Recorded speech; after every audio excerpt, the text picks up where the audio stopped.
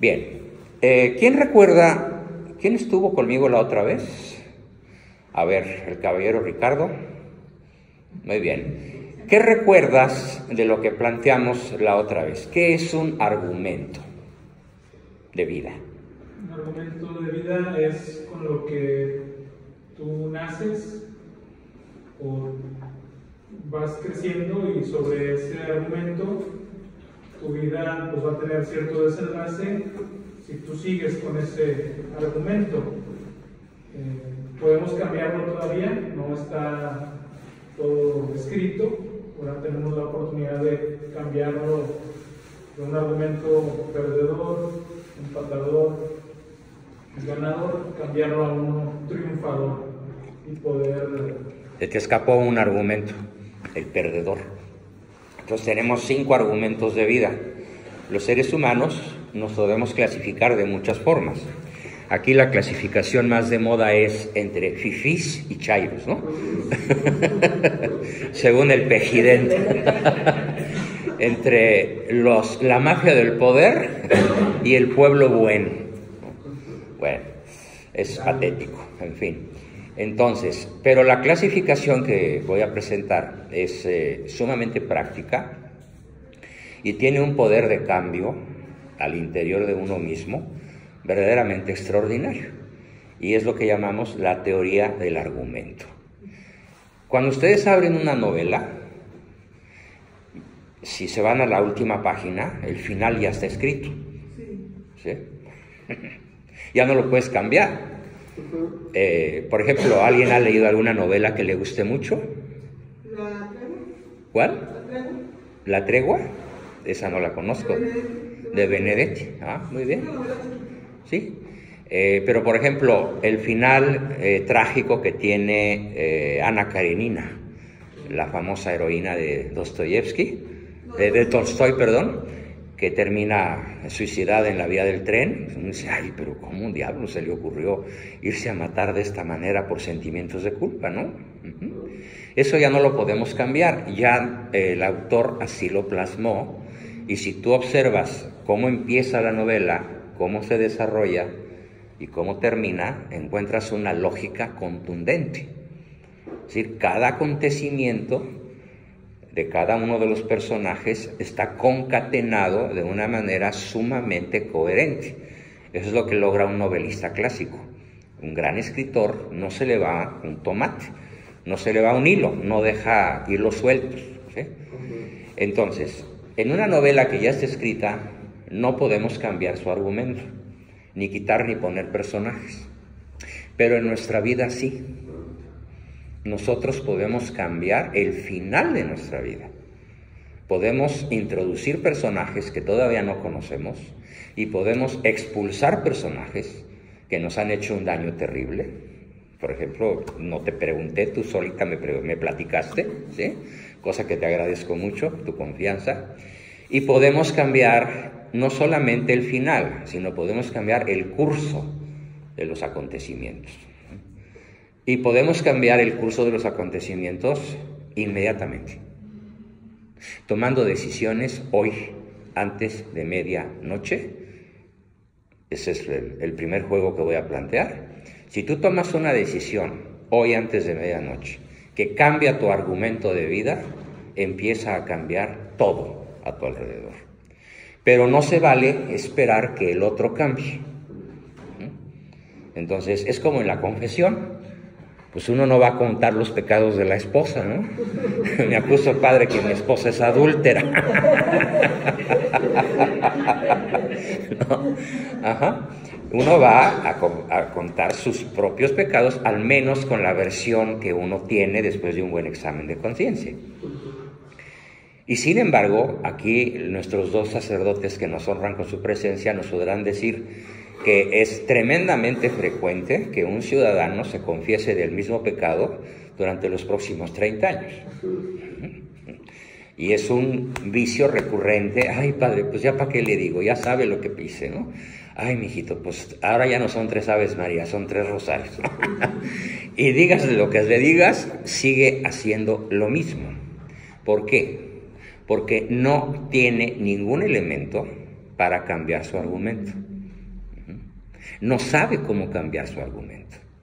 Desde luego debo decir que soy testigo de primera línea de cambios de argumento milagrosos que no son obra humana, son una intervención directa de Dios, de Cristo. Les voy a contar el último que me paró los pelos de punta, ¿sí? Y que es formidable. Una señora muy guapa, extremadamente bella, atractiva. Los hombres la seguían y ella nunca sabía decirles que no. Y así tuvo 40 relaciones, de unos días, de unas semanas, de unos meses. Y ella creció en un medio familiar en el que nunca hubo los 3 grandes alimentos del sistema nervioso central. Debo ser muy claro en esto que voy a decir a continuación, y muy contundente. El cuerpo humano, en su parte, digamos, osteotendinosa, muscular, ¿sí? Visceral, pues se alimenta de proteínas, se alimenta de vitaminas, de carbohidratos, grasas, azúcares, qué sé yo, coma frutas y verduras, ¿no? Bien, una dieta balanceada y tienes un organismo sano. Pero el cerebro, el cerebelo, el bulbo raquídeo y los 144,000 millones de neuronas que tenemos, fíjense, a 144 añádanle primero 3 ceros, tenemos 144,000, luego le añaden otros 3 ceros, 144 millones, le añaden otros 3 ceros, tenemos 144,000 millones. ¿De qué? De neuronas. Cada uno de nosotros tiene esa cantidad aproximada. Los más viejitos como yo ya se nos murieron millones y nunca se van a resucitar, pero una persona joven tiene un promedio de esa cantidad. Bueno, pues todo eso se llama sistema nervioso central. ¿Y de qué se alimenta? Es un descubrimiento que no tiene más de 25 años en el mundo científico. Sí, claro, se alimenta de agua, de lo mismo que se alimenta el cuerpo, pero no es el alimento más importante el que entra por la boca. El alimento del sistema nervioso central no entra por la boca, ni siquiera por la nariz. ¿Cuál es? ¿Cuál es ese alimento? Que muchos papás, bueno, el 99% de los padres o más, lo ignoran. Y al ignorar con qué se alimenta el sistema nervioso central de su hijito desde el vientre materno, ahora me podrán decir, no, pues vi el cordón umbilical y la placenta. No es el principal alimento. No. ¿Qué es amor?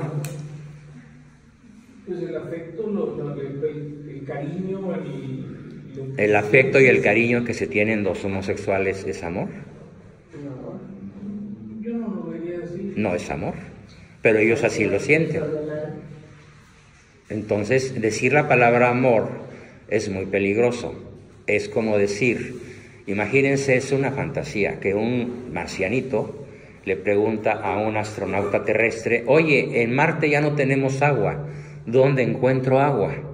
Y el terrícola le dice, pues ve a la Tierra, es un planeta de 3/5 partes de agua. Y viene el marcianito a la Tierra y cae en el desierto del Sahara. O aquí cerquita.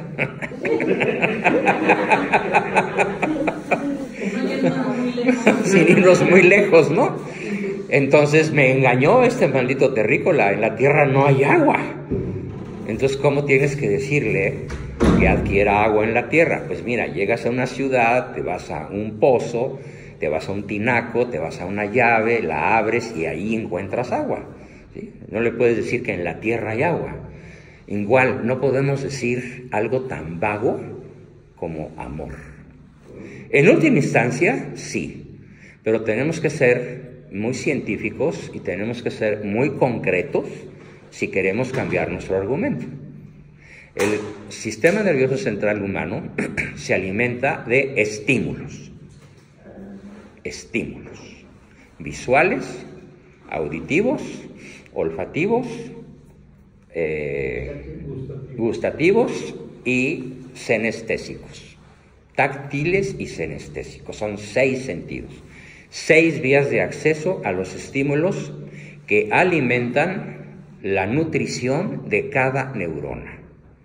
Si tú quieres matar a un ser humano, lo único que tienes que hacer es aislarlo. No darle el suficiente número, calidad, cantidad, frecuencia e intensidad. Así se miden los estímulos, ¿sí? Por ejemplo, esto es frecuencia,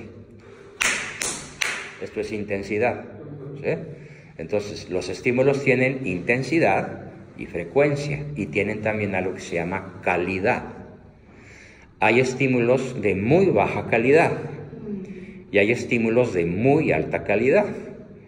Ya desarrollaremos el tema en este par de días con mucho detalle para que a la toma de decisiones sobre cómo se alimenta el sistema nervioso central de un ser humano desde que es embrión. Es decir, un embrión desde el primer nanosegundo ya tiene sistema nervioso. Se ha comprobado. Ya tiene memoria. Si la madre lo rechaza, el bebé lo graba. Y lo graba para toda la vida. No lo graba emocionalmente, lo graba bioquímicamente. En lo que se llama memoria microcelular o memoria prenatal. Y le queda indeleble para el resto de su vida. Tanto la aceptación como el rechazo. O las dudas. ¿Sí? Sí, hay personalidades que yo he estudiado durante mis 56 años de vida profesional que se explican hoy, a sus 50, 60 o 70 años, por cómo fueron los primeros segundos de su existencia en el vientre materno. ¿Cuál fue el estímulo que recibió? Miedo. ¿Cuál fue el estímulo que recibió? Incertidumbre. ¿Cuál fue el estímulo que recibió? Bienvenido, hijito, te estaba esperando. ¿Sí? Son personalidades radicalmente distintas. Ahí empieza el argumento. ¿Cómo fue el primer instante de tu concepción? Entonces, ¿una madre violada? Imagínate. Sin embargo, somos seres libres. No me he olvidado que les voy a contar el caso del argumento de cambio milagroso, pero estoy haciendo la introducción. Acerca de la violación, te puedo decir una historia formidable que acontece en la Italia de la Segunda Guerra Mundial. El ejército gringo desembarca en Italia y viola aproximadamente 100,000 mujeres de todas las edades, desde muy jovencitas y niñas hasta viejitas. Los gringos no tenían medida de nada. De esa serie de violaciones, el gobierno italiano censó 90,000 nacimientos. Y 5,000 abortos. Las madres que no quisieron tener a los hijos porque eran hijos de algún soldado gringo desconocido que además llegó, picó y se largó, solo el 5% aproximadamente de las mujeres violadas rechazaron al hijo. ¿Fue en la Segunda Guerra Mundial? En la Segunda Guerra Mundial. Estamos hablando de abril de 1945. ¿En qué país fue Italia? Italia. Entonces, las otras que sí aceptaron al bebé, hubo quien lo aceptó por razones religiosas, ¿qué culpa tiene el niño? Por sumisión, por miedo, por no tener recurso a alguien que les practicara el aborto, pero aproximadamente el 70% de esas mujeres italianas eran católicas, bueno, todas eran católicas, pero el 70% de esas católicas aceptaron al hijo con amor. Y el gobierno italiano les dio seguimiento. ¿Cómo eran esos niños, esos adolescentes, esos jóvenes, cómo crecieron, esos profesionales, esos magistrados, esos jueces? Y sobre esa base poblacional se creó el sistema de jueces sin rostro que acabó con el narcotráfico en Italia. ¿Cómo? ¿Por qué? O sea, esos formaron esos jueces. Las madres, desde el momento de la aceptación de su bebé, producto de violación, crearon un ciudadano de primera categoría. ¿Y por qué Hoy esos niños tienen mi edad, más o menos. Bueno, 2 años menos que yo nací en 43, ellos nacieron a fines de 45 o principios de 46. Pero ¿por qué las madres que tuvieron hijos en ese mismo año, que fueron frutos de matrimonios normales, no criaron también? Porque no había una situación tan especial como la madre violada que reacciona con instinto maternal, por así decirlo, y que decide hacer de su hijo un hombre de bien. O sea, sobrepasa su instinto. Ella escribe el argumento, como lo hizo la mamá de Napoleón. Esa es una historia fantástica. Y desarrolla el instinto de justicia. Exacto, sí. Porque el primer acto de la madre es un acto de amor por justicia y de justicia por amor. Entonces lo empieza a tupir de estímulos afectivos que van nutriendo sus células nerviosas y le van dando estabilidad emocional, autoestima, seguridad, autoaprecio, asertividad, inteligencia. Entonces, el primer estímulo que reciben esos niños, cuando la mamá sabe que está embarazada, bienvenido hijo. No importa que seas hijo de un soldado gringo que se largó, ¿sí? Bienvenido. Fíjese, doctor, yo tengo una amiga que trabajaba aquí en La Mosa, en la Villera. Ella estaba en el departamento de importaciones y exportaciones, era soltera, tenía como 28 años. Y no era muy agraciada físicamente, pero era una muy buena muchacha. Entonces, en una despedida que hubo en las aduanas de Nuevo Laredo, le invitaron. Y pues las aduanas son más bien ambientes de hombres. Pues en la posada se emborracharon, no sé qué, y no sabía qué pasó, si la violaron varios o uno, no sé qué. Después ella pues se resultó embarazada. Y ella recibió a su hijo con tanto amor. Dijo, este niño viene porque Dios quiere que venga. Caray. Si Dios no quisiera, bueno, pues ese fue el marco en el cual nacieron estos 70,000 ciudadanos. Yo ahorita digo que tiene como 28, 29 años. Es un motivo de, no solo para él, sino para toda su familia, un excelente muchacho, fue un motivo de amor para ella, de orgullo. Ella nunca se casó, crió a su hijo sola. Y para ella siempre dijo, mi hijo es un motivo de orgullo para mí y lo amo. O sea, ella nunca en ningún momento dijo, lo voy a abortar, nunca. Qué bien. Entonces, ese era el argumento. Magnífico. Ahí empieza el argumento y conforme el gobierno italiano va analizando el desarrollo de esos niños, resulta que eran más rápidos en el deporte, más inteligentes, mejores estudiantes que el promedio de sus compañeros. Y entonces con esa base, con esa masa de docenas de miles de muchachos, empezaron a crear el sistema que hoy se llama los jueces sin rostro, que son los jueces que juzgan a los narcotraficantes. Italia ahorita es el país menos afectado por el narcotráfico en todo el mundo. Y fue el país donde nació la Cosa Nostra, la 'Ndrangheta, la mafia italiana. O sea, pero entonces los estímulos, toda la vida. Si tú no es... un anciano de 97 exactamente, años, ¿cómo conserva su vida un anciano? ¿Cómo conserva? A mí muchas veces me dicen, ¿cómo que 76? No te creo. Sí, tengo 76. ¿Y cuál es tu secreto, Juan Bosco? Pues la inmersión masiva de estímulos en los que me tiene sumergido mi esposa, ¿sí? Mis 9 hijos, mis 22 nietos. O sea, es un bombardeo de estímulos fantástico. Más mis amigas, ¿no? También amigos, por supuesto, aunque curiosamente me siguen más mujeres que hombres, ¿eh? Sí.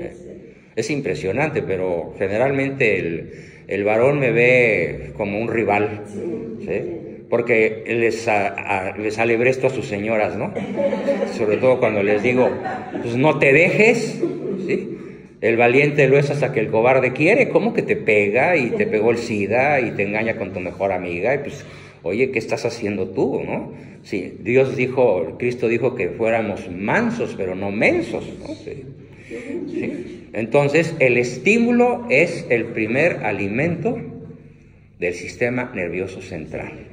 estímulo. Y eso ya está comprobado, ¿no? Científicamente, ahorita les voy a platicar varias historias.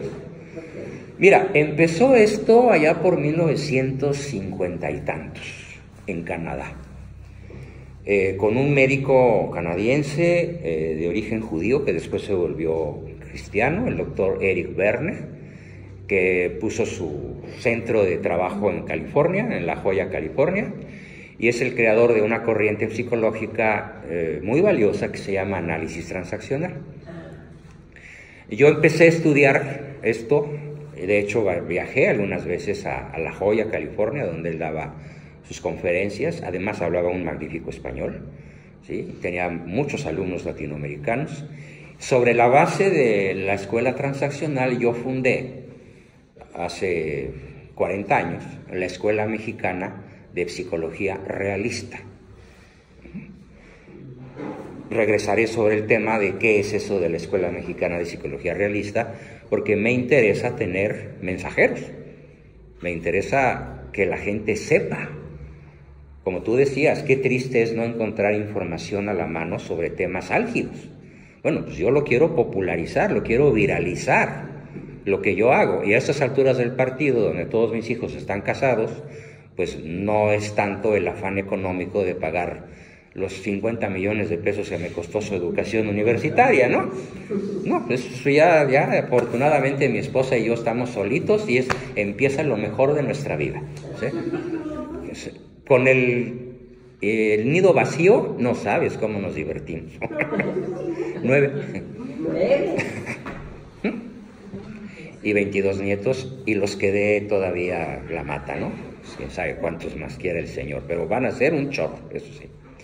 Entonces, el asunto es que sí quiero que mucha gente de todos los niveles sociales, desde superiores hasta ínfimos, y toda clase de personas, sacerdotes, gracias por estar aquí, profesionales, amas de casa, líderes sociales, diputadas, senadoras. Ya, por fortuna, Lili Telles me aceptó en su chat. Ya estoy platicando con ella. Sí. Fue maravilloso. ¿Sí? Ayer le dije, me mandan el teléfono, lo solicito, y digo, no, pues ¿cómo? No me va a contestar. Y que le escribo. Senadora, mis respetos, mi admiración, usted una valiente, bravo, estoy con usted, soy el hermano mayor de Carlos Abascal, el que fue secretario de Gobernación. Tardó 5 minutos en contestarme. Qué maravilloso su mensaje, doctor, muchísimas gracias, me alienta mucho en esta lucha. Vamos, ¿cuándo viene? ¿Cuándo nos conocemos? Así. Sí.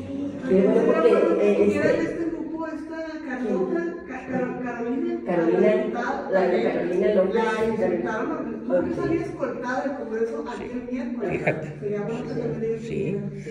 Sí, entonces estoy en una etapa ya prácticamente de novio con mi esposa y sin hijos, en la cual me estoy enfocando a formar agentes de cambio. Agentes de cambio. En todos los estratos sociales, hoy la lucha ya no es como lo hizo mi abuelo Adalberto Abascal y del Río, primo hermano de Lázaro Cárdenas y del Río, ¿sí? Rivales a muerte, ¿sí? Absolutamente, y además así, mi abuelo rozaba por su primo, y el otro señor pues nomás quería matarlo, ¿no? Por fortuna no logró matarlo, se le escabulló siempre, pero mi abuelo sí luchó con armas convencionales, cañones, trenes, fusiles, parque, eran las famosas carabinas 30-30, las que puso de moda Pancho Villa con su maldad, después de violar 900 mujeres solo en el área de Torreón y de tener como 800 hijos, ¿Sí? Esos son nuestros héroes. Seguramente muy estimulado el chamaco. Entonces, la guerra de ahora no es como la que libró mi abuelo, no es como la que libró mi padre. Mi padre fue un luchador básicamente político, pero usó de una fuerza tremenda en donde las armas estaban prohibidas. Pero ya no es así. la lucha. O sea, yo no voy a luchar como mi padre. Es diferente la lucha. Él, por ejemplo, una vez, tenía 26 años, agarró un tambor en Atasta, un pueblito de Tabasco, y de Atasta a Tamulté empezó tras. Vamos a sacar al mal gobierno. De Garrido Canaval. Vamos a sacar al mal gobierno. Cuando llegó a Villahermosa traía 40,000 rancheros detrás. Con un tambor. A pata. Pero traía gracia de ahí. No, traía gracia. Llega a la plaza principal de Villahermosa, está el Ejército Federal. Alto hay, el que se avance se muere, dice el general. Y mi padre dice, adelante, síganme los valientes. Caen 16 muertos detrás de él. Así me dice mi papá, pasaban las balas aquí, hijito. Fum, fum, fum. Una me rozó la oreja, pero no me hizo nada.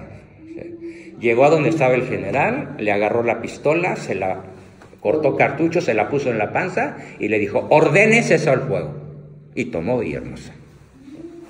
Reconstruyó los templos, reconstruyó el culto. Y le habló mi papá a Cárdenas, que era el presidente, y exigió la deportación de Garrido. Y se fue. Lo mandaron a Cuba. Le dijo Cárdenas, nada más no me venga a tomar la capital, licenciado. ¿Sí? Después a mi padre lo deportaron a Baja California, donde yo nací, porque ya era un peligro terrible para el sistema. ¿Sí? Y lo deportó Cárdenas. Y lo deportó Cárdenas también, por supuesto. ¿Sí? Entonces, la lucha ya no es así. No puedo yo agarrar un tambor e ir a tomar Villahermosa, ¿sí? O Monterrey. Sí, es otro mundo, otro planeta. El argumento que tenemos que escribir, ¿en dónde está? Son 4 frentes de acción en los que me he especializado profesionalmente.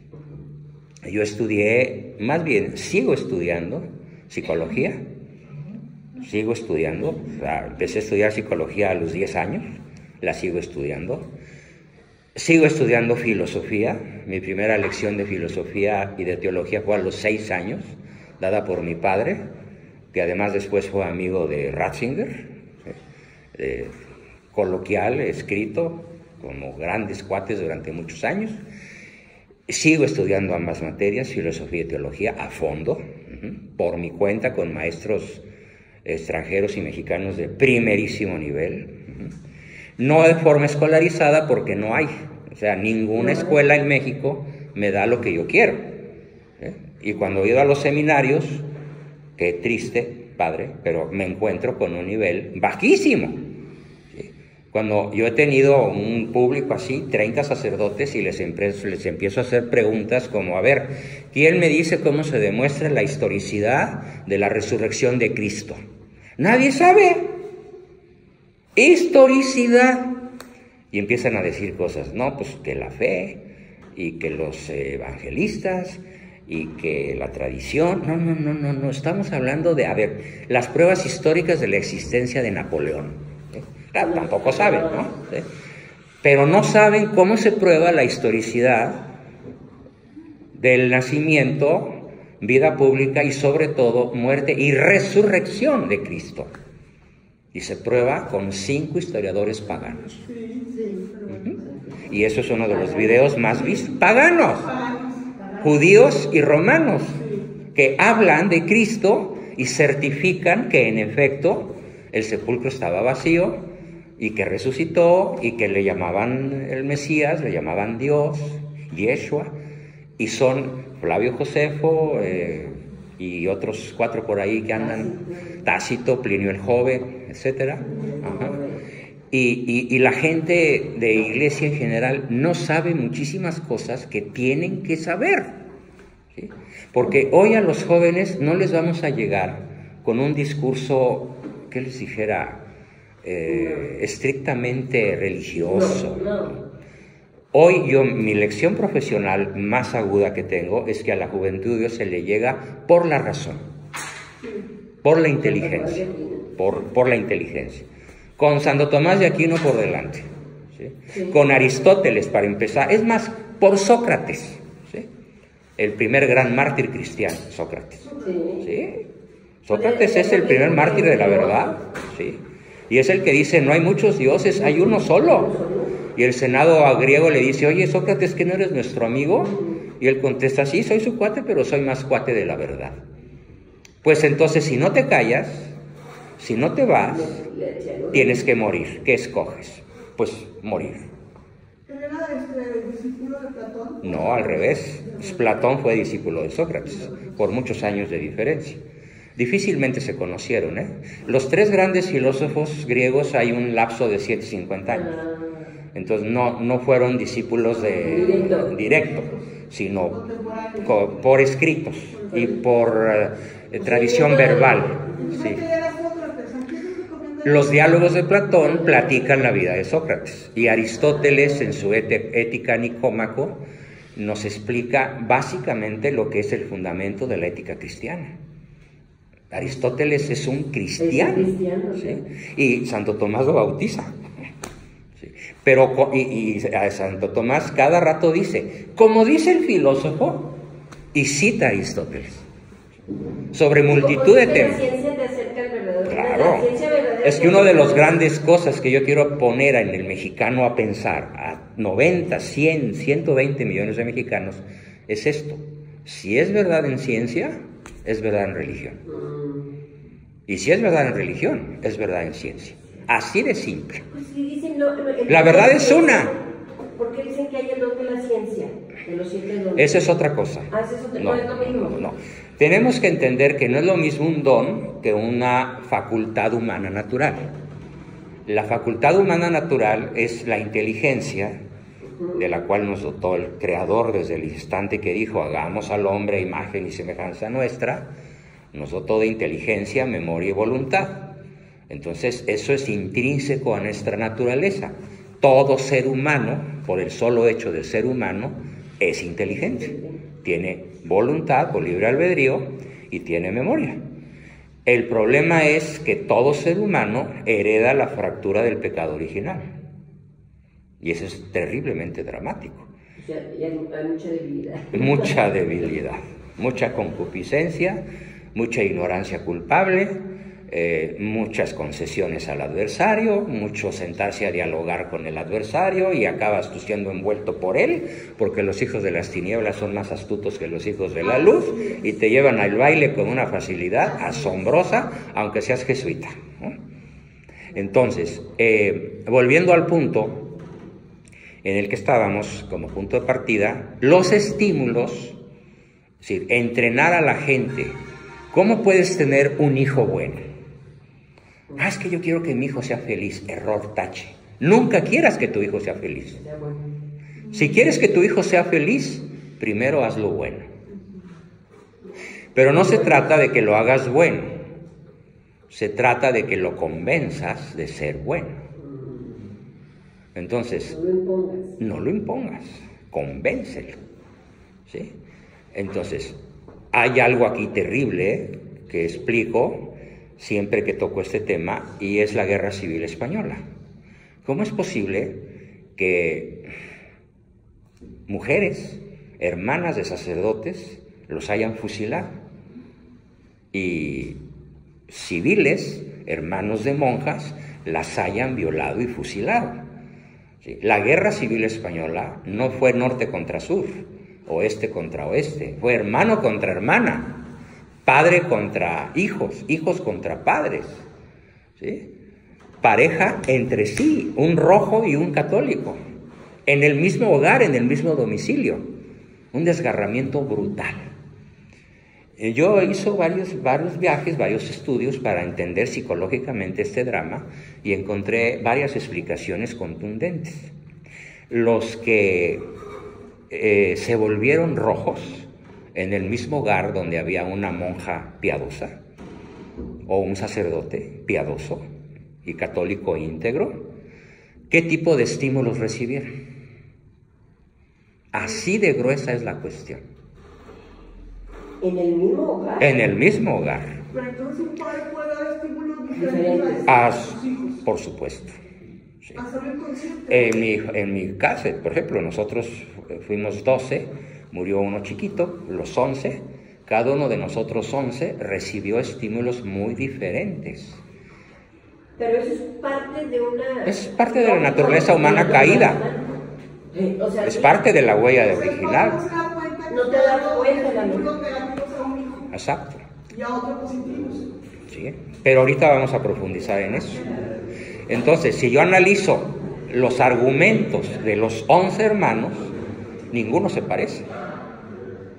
Cada uno desarrolló un argumento diferente con base en los estímulos iniciales de los primeros minutos, segundos de su vida y de los primeros 5 o 6 años de su existencia. Y claro, incluyendo adolescencia y juventud. ¿Sí? Y hubo muchos de nosotros, la mayoría, lo cambiamos el argumento. Nosotros crecimos a base de cuerazos. Si nosotros no nos podíamos sentar los domingos, ¿no? Y así durante muchos años. Porque éramos tan traviesos y la única manera, como tenía papá, de disciplinarnos, pues era el pantalón abajo, el cinturón mojado y órale. Y eso creo que es como lo terrible. Terrible, brutalmente destructivo, pero él no lo sabía. Él lo entendió a los 80 años.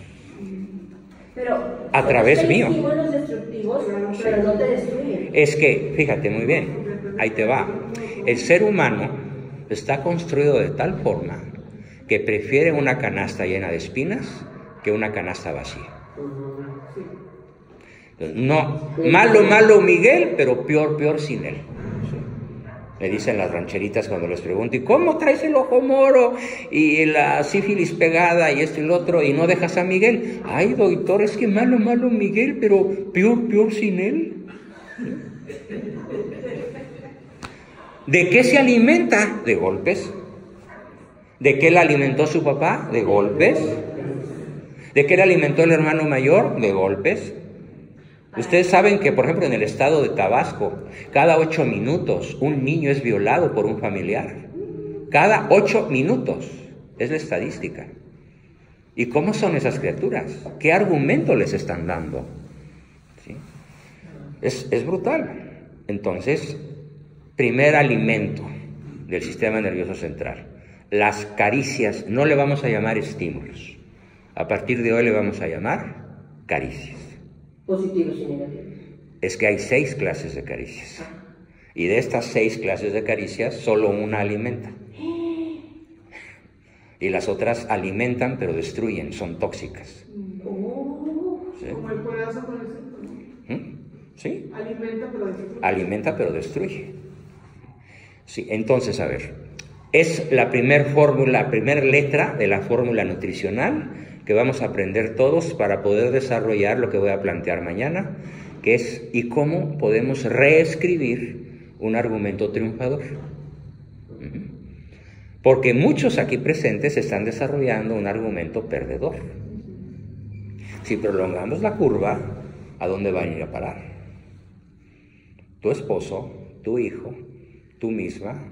Si prolongamos la curva, un arquitecto, un ingeniero, un matemático, dale un tramo de curva y te dice a dónde va a parar. Así se calculó en la Grecia antigua el tamaño de la Tierra y así se descubrió que era redondo. Lo hizo Eratóstenes con solo medir un tramo de la curvatura de la Tierra entre 2 ciudades griegas, ¿sí? Con un palito que colocó al sol. Entonces dijo, en este lugar el sol está en el cenit. Yo quiero saber, en este mismo momento, cómo está la sombra de un palito a 500 kilómetros. ¿Sí? Se fue para allá, puso el palito igual que cerca de Atenas, y el palito no estaba en el cenit, el sol estaba a un ladito, entonces hacía sombra.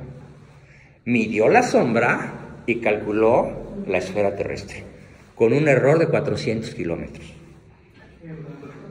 Eso es el genio griego.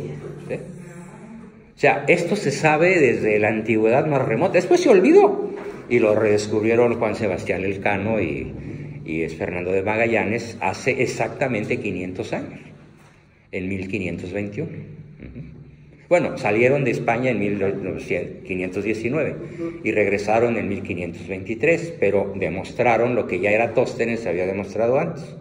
Volviendo al punto, si yo calculo cómo está tu curva de vida hoy, te puedo decir a dónde vas a ir a caer. Porque como vives, mueres. Como vives, mueres. O sea, esto es el gran valor científico de la psicología. Es una ciencia predictiva. No es tan predictiva como la física, ni mucho menos. Pero se puede predecir, conociendo el argumento de una persona, cómo va a ser el resto de su vida. Por ejemplo, una de las cosas que a mí más me preocupan ahora es el tremendo impulso que se le está dando en todos los ámbitos del mundo a la ideología de género. ¿Saben cuál es el principal problema psicológico que tiene un no heterosexual? Según la ONU hay 101 orientaciones no heterosexuales. Solamente hay una orientación heterosexual, hombre o mujer. Pero la ONU reconoce otras 102. Y eso es lo que quieren imponer en todo el planeta. Bueno, pues ahí les va el descubrimiento del siglo por Eric Berne. ¿Por qué? Eric Berne lo plantea en 1950. Eric Berne, el doctor creador del análisis transaccional. Eric Berne, no Julio Verne, el novelista. Esa, con B de burro y la otra con B de vaca. Entonces, Eric Berne plantea que el hambre fundamental de un ser humano es el hambre de estimulación, estable, segura e incondicional. Estable, segura e incondicional. Estable quiere decir sin ondulaciones. Segura quiere decir que va a continuar. E incondicional quiere decir que recibes el estímulo a cambio de nada. El estímulo gratuito, tal como Dios nos creó. ¿Por qué nos creó? Porque se le hinchó su real y soberana gana. No era para ser más grande, famoso, rico, poderoso. Él no nos creó para ser amado, Él por nosotros. Él nos creó al revés, para amarnos al grado de dar su vida. Es un acto de amor incondicional y absoluto. Y Eric Berne, siendo judío, lo descubre y se convierte. Eso es lo que lo cambia de fe. ¿Sí? Y empieza a decir, el único modelo viable para educar un hijo triunfador es amarlo porque sí. No le pidas nunca nada a cambio. No le des una caricia a cambio de una conducta. Pues ve contra lo que te dice el conductismo. Exactamente. Es un absurdo el conductismo. Y es una escuela que permeó en todo el planeta. Sí. Y hizo estragos en todo el mundo. Pues yo creo que todavía hay estragos. Ah, no, y continúan. Y el psicoanálisis hizo peores estragos. Sí. Mucho peores que el conductismo. Entonces, no, la Gestalt es otra cosa. La Gestalt es una herramienta práctica. La Gestalt tiene elementos muy positivos para entrenar en cosas muy específicas. Por ejemplo, entrenar un piloto de avión, de combate, un piloto de carreras, entrenar un beisbolista, un futbolista. Se usan técnicas Gestalt que te permiten concentrar tu atención, mejorar tus reflejos y no distraerte. La escuela Gestalt es una herramienta muy precisa para mejorar atención, concentración y memoria. Punto. ¿Sí? Volviendo a la cuestión, entonces, Eric Berne descubre que el único estímulo que da autoestima a las personas es el estímulo afectivo por el cual no hay precio que pagar. Ese es el único de los 6. De los 6. Se llama caricia incondicional positiva. Entonces, la primera pregunta con la que yo quiero que se acuesten hoy es ¿qué tan incondicionales son?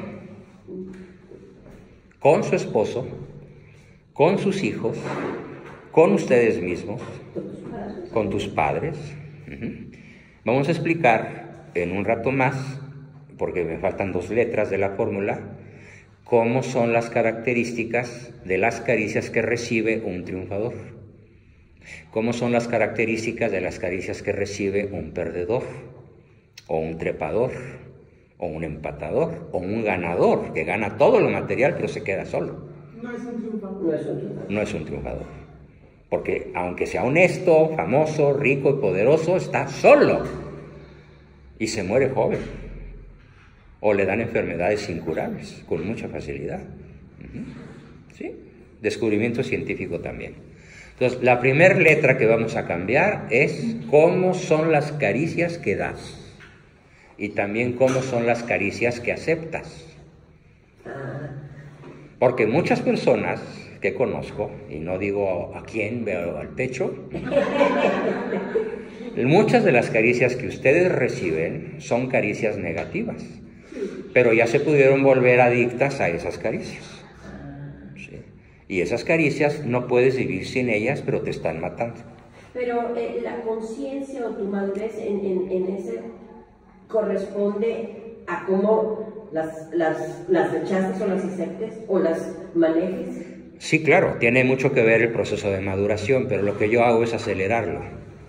A ver, ¿para qué te esperas a llegar a los 70 o a los 80 como mi papá y decirme, hijito, ya entendí que toda mi vida estuve equivocado? Y mi mamá a los 60. Y entonces por eso yo aprendí un lema: chango viejo sí aprende maroma nueva. Estoy absolutamente convencido. Si quiere, pero además, y como decía ella, si sabe dónde encontrar la información. Pero qué difícil es encontrar esa información. ¿Sí? Porque no todos los padres sí aceptan. Los padres dan las caricias que les dieron porque creen que son las únicas que existen. O sea, no se sabe en otra tonada. ¿Y qué es lo que sale del jarrito? Pues lo que está en la olla. En la cuchara sale lo que está en la olla. Ex abundancia cordis os loquitur. De la abundancia del corazón habla la boca. Entonces, si tú fuiste un niño que para que fueras buena persona te zorrajaron 30 cuerazos cada domingo, ¿sí? O te encerraron en un cuarto de tiliches con las manos amarradas por atrás, como yo me la pasé muchos años, pues qué autoimagen empiezas a desarrollar de ti mismo y qué imagen tienes de los padres y de los hermanos, a los que nunca tocan ni con el pétalo de una flor porque no, son niños de azúcar y se portan bien. Entonces, la primera característica de la caricia que nos va a hacer triunfadores es la que llamamos caricia incondicional positiva. Regresamos a ella en unos minutos. ¿Cuál es la segunda fórmula de la letra? ¿Cuál es la segunda letra de la fórmula para crear un argumento triunfador? Reconocimiento. R. Reconocimiento. Yo creo que se fijen todos en una escena típica, en una escuela de cualquier nivel, tipo, barrio, ciudad o lo que sea.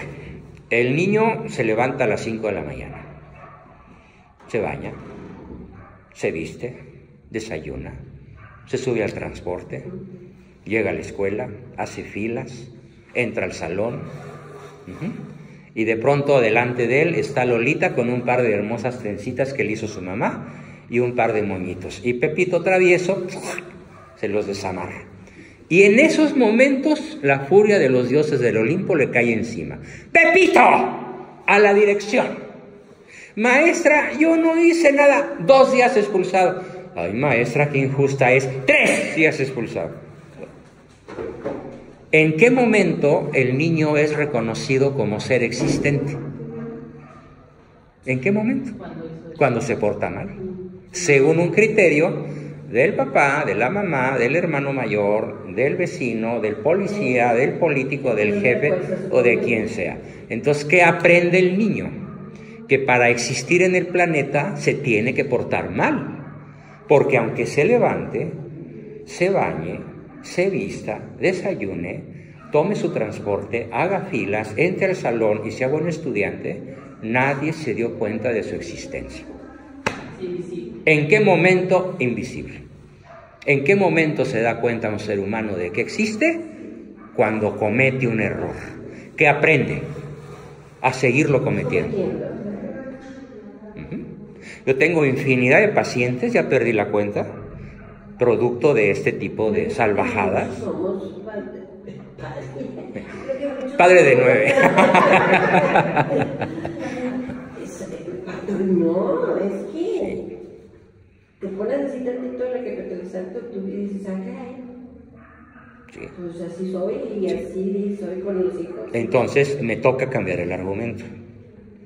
Pero el argumento que empieza con la concepción, ¿qué creen? ¿Cuándo termina? Nunca. Somos seres para la eternidad. Ah, por el que el alma queda todo. Y además vamos a resucitar. Entonces, como viviste en la tierra, vivirás tu eternidad. Es lo que más me interesa. Es lo que más me importa. A mí no me importa cómo te la pases los próximos 30 años en el planeta Tierra.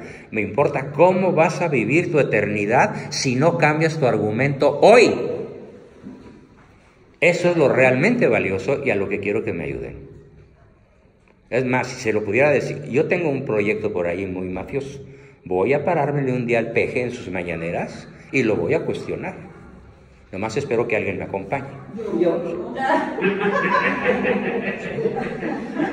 Ya dijo que lo podemos cuestionar, pues yo lo voy a cuestionar. ¿Sí? Por el destino de México y el destino de los niños abortados y el destino de tantos mexicanos que él está echando a la basura, como las mamás y los burócratas de esto y del otro y de más allá, y los empresarios que perdieron 30,000 millones de pesos nada más en enero con la huelga de los maestros echados encima de las vías, ¿no? Y tantas cosas que hay que cuestionar a futuro. A futuro, pero no un futuro que termina dentro de 5 años o 6 años, un futuro que nunca termina, que es la eternidad. Ese es el enfoque. Entonces, tenemos que reconocernos como seres para la eternidad. ¿Y cómo va a ser esa eternidad? Como estamos viviendo hoy, nuestra mortalidad. Así va a ser. Es muy difícil que una persona en el último instante cambie su argumento de cara a la eternidad, porque aunque esté agonizando, cree que no se va a morir. Cree que no se va a morir. Casi toda la gente piensa que los que se mueren son los demás. Pero para los demás, ¿quiénes son los demás? Pues nosotros. La gente se muere. Es que la gente se muere. ¿Sí? Dios no se Entonces, la segunda letra de la fórmula triunfadora es reconoce únicamente lo positivo. Miren, cuando una persona en nuestra cultura reconoce algo positivo, se oye así. Y cuando una persona reconoce algo negativo, se oye así. Se ha medido con instrumentos de física avanzada, física cuántica, se ha medido un estímulo negativo y se ha comparado con un estímulo positivo. Por ejemplo, un mi amor con un te odio. ¿Saben cuál es la diferencia en calorías? De 10 a 1. Si tú le dices a una persona te amo, o qué bonita estás, o qué bonito pelo tienes, o qué bonita sonrisa tienes, vale 1. Pero si tú le dices me caes gorda, te odio, muérete, púdrete, vale 10. Así es la reacción química del organismo. Es la reacción físico-química del organismo. O sea, es el enojo. Este descubrimiento empieza en Japón, con un famosísimo doctor, cuyo nombre en esos momentos no me fluye, pero ya me acordaré de él, que está un día en su laboratorio estudiando cristales de hielo, agua congelada. Y accidentalmente tira el matraz y dice una maldición en japonés. No sé cómo se diga, ¿no? Regresa a su microscopio y observa que los cristales de hielo están grises y perdieron su simetría.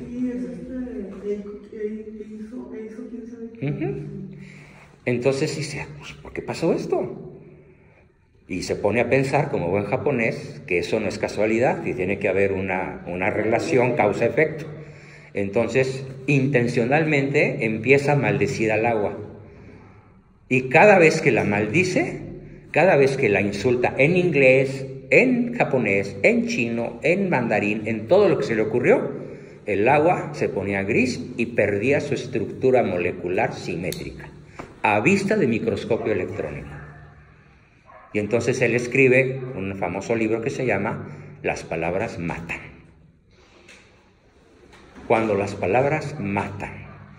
En psicología realista se llama caricia incondicional negativa, o caricia condicional negativa, o caricia condicional positiva, o caricia falsa, o caricia de lástima. Las otras 5, todas enferman. Unas más que otras y otras más brutalmente que otras, pero todas enferman. Y es lo que está de moda. Y sobre todo en las películas mexicanas que nos endilgaron Prudencia Grifel, Sara García, Pepe el Toro, Jorge Negrete, Pedro Inflante, todos ellos, cómo corrompieron a México. Y Chespirito, cómo corrompió a México Chespirito.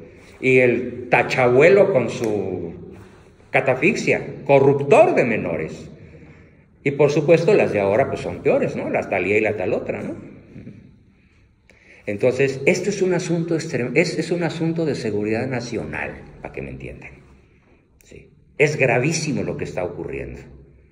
Porque ahora la defensa que hacen los grupos gay es, ay, déjalos que se amen. Ay, siendo el amor, ¿qué importa el sexo? Por favor, se aman. ¿Sí? Y ahí tenemos a un jesuita famosísimo diciendo en Irlanda, sin que nadie lo frene, nadie lo frenó, diciendo que la relación homosexual estable es un camino de salvación.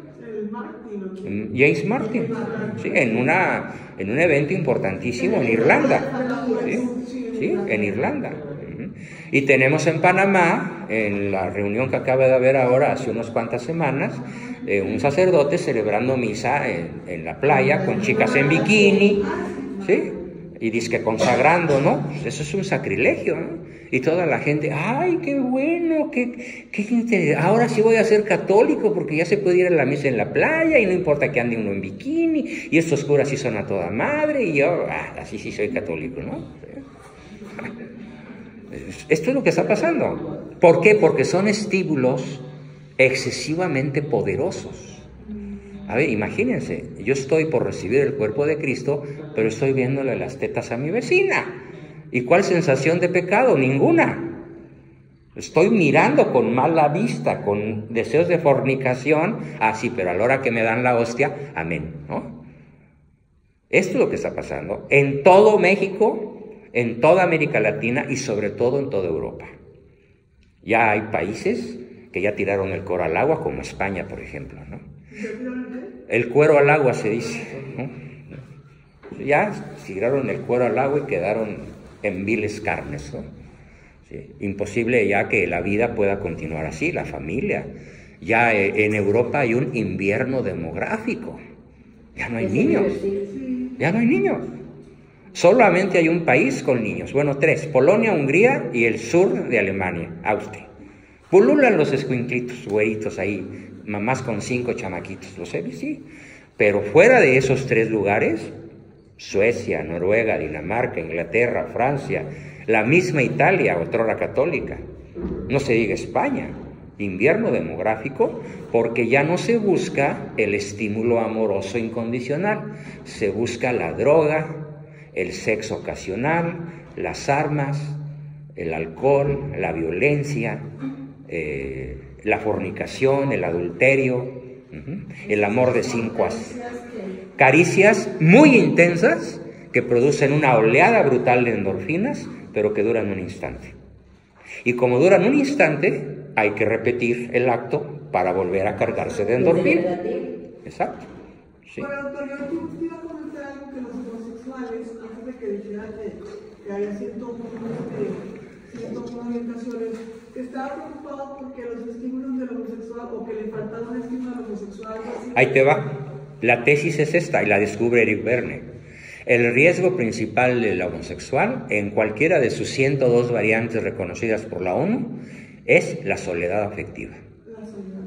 La ausencia de caricias estables, seguras y gratuitas.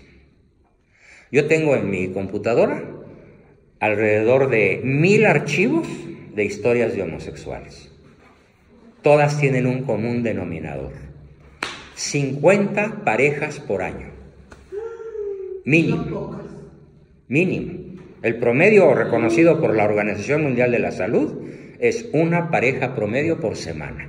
¿Y por qué este grupo sexual. de población en especial tiene esta soledad? Por la búsqueda de caricias. No importa dónde haya, quiero caricias. No importa quién me las dé, quiero caricias. ¿Y eso porque es homosexual? ¿O? No, el heterosexual también tiene hambre de caricias, pero el heterosexual regula sus caricias, controla la fuente de caricias, y el heterosexual tiene una característica muy especial. Busca caricias del sexo complementario y da caricias al sexo complementario. Y otra característica que logra la incondicionalidad es que es la única caricia que es el fundamento de un matrimonio de por vida. La base del sacramento del matrimonio, hablando en términos científicos modernos, es el nivel de incondicionalidad con el cual te educaron tus padres. Porque crearon una relación, una vinculación estable, permanente, segura e incondicional. Padre, nos vemos mañana a las 5. ¿Sí? Muy bien. Gracias, Padre. Porque crearon Una vinculación afectiva, segura. Otra vez, como que el nivel de tolerancia. El nivel de capacidad para desarrollar una relación monógama, heterosexual, estable, segura e incondicional, es que así hayan sido las caricias que recibiste desde el vientre materno. Por el contrario, si recibiste caricias de lástima, caricias condicionales, sí, pórtate bien y te quiero, mami, ¿me quieres? Yo no quiero a los niños que se portan mal, sácate. ¿Sí? Caricia condicional negativa. Te andas buscando una cueriza, ándale, la siguiente no te la paso. Sopas. Caricia condicional negativa. Si un niño recibe una economía de caricias no incondicionales, no puede desarrollar una relación estable, segura e incondicional, porque no lo aprendió, es un ciego de nacimiento. A ver, explíquenle a un ciego de nacimiento cómo es el color rojo. Es imposible. O a un sordo, explíquenle qué es la música. Entonces, a una persona que no recibió caricias incondicionales, no le podemos explicar qué es el amor. Porque el amor por su propia naturaleza es incondicional. No recibió las necesarias.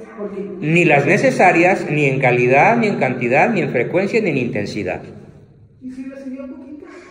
Bueno, pues con esas sobrevive. Unas décadas, unos años, mientras no se deprime, mientras no se suicida, o mientras no se vuelve loco, o esquizofrénico, o maníaco depresivo. Ahí estás quitando, ahora sí lo que ya son tendencias, no sé, paranoicas, o ese es otro caso, sería diferente. Mira, las enfermedades, vaya. Ahí te va. ¿Cómo se origina una esquizofrenia paranoide? Desde el punto de vista de lo que estoy hablando. O sea, ¿qué tipo de caricias, con qué frecuencia, intensidad y calidad un niño puede llegar a volverse esquizoparanoide? Porque él concluye que su mamá es un monstruo, que todas las mujeres son iguales, y cuando lo aprende, antes de la adolescencia. Y además su papá nunca lo defiende. Entonces todo mundo está mal. El paranoico tiene una postura existencial que se traduce así: yo estoy bien, solo. Tú estás mal, todo mundo está mal, la creación está mal y Dios no existe. Porque ¿dónde estaba Dios cuando mi papá y mi mamá me hacían esto? Ya es la base del pensamiento paranoico. Y no es que trajera una esquizofrenia paranoica. No se hereda. No se hereda la homosexualidad. No se hereda. No hay gen homosexual. No hay. Los científicos serios, por ejemplo, el Colegio de Pediatras Norteamericanos, que es el colegio más serio profesional que ahorita existe en el planeta Tierra, dice: la ideología de género es una inmensa mentira. No hay más que dos sexos.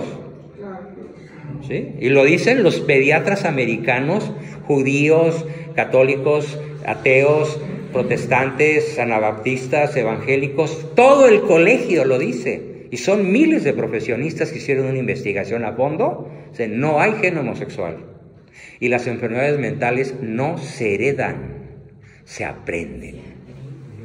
Se aprende a ser neurótico, se aprende a ser esquizofrénico, se aprende a ser paranoico, se aprende a ser TOC, trastorno obsesivo compulsivo, se aprende a hacer lo que quieras. Todas las variantes de las enfermedades mentales son aprendidas. La epilepsia no, ¿verdad? No, la epilepsia no es una enfermedad mental, es una enfermedad bioeléctrica, ¿sí? Y esa sí puede ser hereditaria, pero eso es otra cosa. Esa es otra cosa, no es mental. Sí, no. Pero la locura de cuando se desconectan ya de la realidad. La esquizofrenia es un desconecte de la realidad, se aprende. No sé nada. Es cómo viviste tu vida. No, pero sí hay los que nacen desde pequeños mal, doctor. No, bueno, nacen, pero hay que distinguir cuál es el mal con el que nacen, ¿sí? Hay males orgánicos, una lesión cerebral, un tumor cerebral, algo neurológico, una falta de mielina en el sistema nervioso. ¿Y los químicos del cerebro, doctor? O químicos que no se generaron por una mala alimentación. Eso sí afecta. Eso sí afecta. Sí. Y puede heredarse una cierta predisposición para heredar esos males, que son físicos, endocrinos, neurológicos. Pero lo que es la parte psicológica, la parte emocional, Los bipolares. Porque hay familias se aprende. La bipolaridad se aprende. Porque hay familias en las que hay muchos. ¿Sí? Porque el entorno es un entorno neurótico o psicótico. Es un entorno neurotizante o psicotizante. Es inestable, es inseguro y es condicional. Entonces, lo primero que vamos a empezar a hacer hoy como una profunda reflexión es qué tan incondicional soy con mis seres queridos. Porque con estos amigos, ¿para qué quiero enemigos? Dices, ¿cómo soy ahorita? Ahorita. Ya. Ahorita. ¿Cómo soy? Ahorita. Lo pasado, pasado. El Señor nos puso un par de ojos en la frente para ver para adelante, no para atrás. Una de las características de mi escuela... No es abrumarnos en estar No. viendo. Ahorita que estoy A ver, yo tiré a la basura el psicoanálisis después de una terrible experiencia personal de 10 años y de las mejores estadísticas hechas en Europa y en Estados Unidos, en donde solo el 3% de los pacientes psicoanalizados experimentaron algún cambio importante en su vida. El 3%. En Francia está prohibido como delito. En algunos estados de la Unión Americana también. Y hoy hay muchas cosas que podremos aprender al respecto. Hay un libro formidable que se llama Grandes Fraudes del siglo XX y están encabezados por el psicoanálisis. Es un fraude. Además de que Freud les dio un fideicomiso de 100 años, mega millonario, a los familiares de sus pacientes para que dijeran que se habían curado. Y se descubrió cuando el fideicomiso terminó. De ese tamaño es el fraude. El segundo es Darwin, un mentiroso gigantesco que llevaba semillas de las Islas Papuasias a Inglaterra y después se las llevaba a otro lugar. Darwin reconoció al final de su vida que todo es una mentira. Pero eso no se ha publicitado, ¿no? Para poderle endilgar a los niños mexicanos la teoría de la evolución por dictamen marxista, dictamen masónico. ¿Bien? Y tenemos la tercera letra. La primera es C, de caricias. La segunda es R, de reconocimiento. Y la tercera es tiempo. Tiempo. No el tiempo que te quede libre. Si te es posible, dedícamelo a mí. No. Tiempo de agenda. Se llama tiempo de agenda y se ve en mi agenda. Si ustedes revisan mi agenda, el tiempo de mayor frecuencia, intensidad y calidad, ¿quién creen que se lo lleva? Mi esposa. Mi esposa, ¿sí?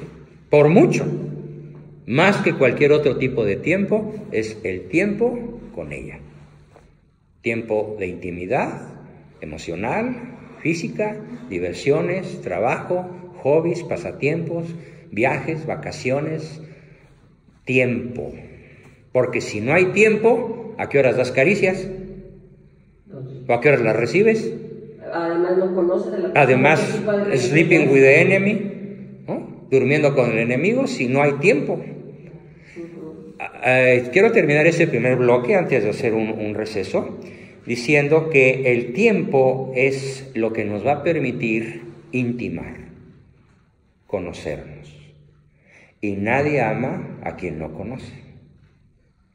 Y dice Paul Claudel, un fantástico filósofo católico francés, Paul Claudel, dice Paul Claudel, conocer verdaderamente a alguien reclama tiempo. Y cuando tú conoces a alguien verdaderamente, dice él, es imposible no amarlo. Bellísimo. Entonces, ¿por qué tantas parejas terminan en divorcio? No se conocen. No se conocen. ¿Y por qué no se conocen? Porque no hay tiempo. Entonces, ¿qué hacen? ¿Cómo pasan la vida 30 años juntos? Viendo la tele, comiendo, yendo a bodas, bautismos, diversiones, cine, pero jamás intimando. Nunca intimando. Y como no hay esa intimidad, no hay conocimiento, y la pareja, aunque siga bajo el mismo techo, finalmente acaba destruyéndose. ¿Sí? Entonces, la fórmula nutricional básica fue lo que acabo de presentar. CTR. Con esas 3 letras se alimenta el sistema nervioso central de un triunfador. Un no triunfador tiene pocas caricias incondicionales, o tiene muchas caricias condicionales, o muchas de lástima, o muchas falsas, ¿sí? O muchas de otros tipos, pero en las historias, miles de historias que tengo en mi registro, todos los argumentos no triunfadores tienen una hambre de caricias, de tiempo y de reconocimiento profundamente insatisfecha. Y el homosexual también está Profundamente insatisfecho, y es en el grupo de poblaciones mundiales el que más riesgo de soledad corre. Es el que más se enferma de SIDA, el que más se suicida, el que más síntomas psicóticos presenta, trastornos obsesivo-compulsivos, trastornos paranoicos, trastornos psiquiátricos muy graves, y son los grupos de más alto riesgo para enfermedades de transmisión sexual y para suicidio y depresión endógena irrecuperable. ¿Debido a qué?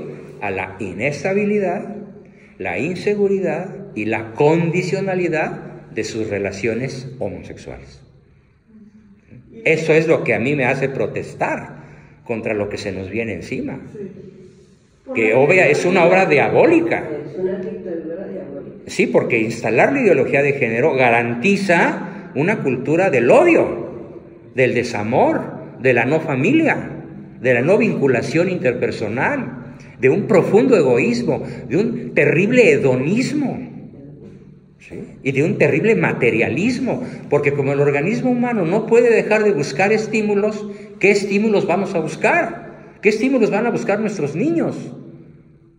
Dinero, armas, poder, sexo sin amor, travesuras, maldades, bullying, desatado, narcotráfico, alcoholismo, drogadicción, desatadas. Ese es el proyecto de la ideología de género.